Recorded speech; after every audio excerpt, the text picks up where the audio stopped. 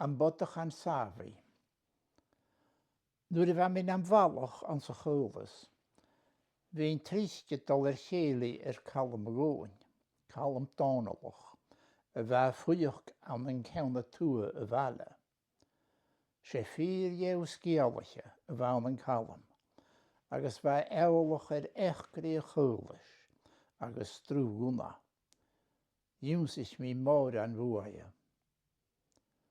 Sé góin agus íoscar a bheann an Calm, agus bheith deo lábhaide son operige cúteach.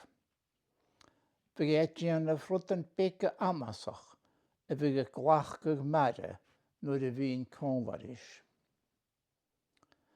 Be aniu sin an bodach an safi.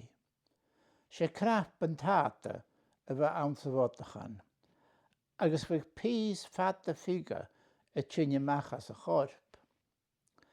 Bheith icin nó fiochlan an sa niuch coltach risaf.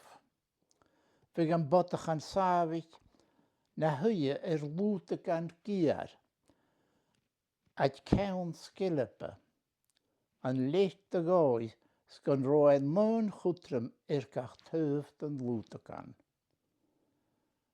Bheith Calm buile da chorraig den bodach an safich. Sbheith dul síos a suas is síos, fat an iscar.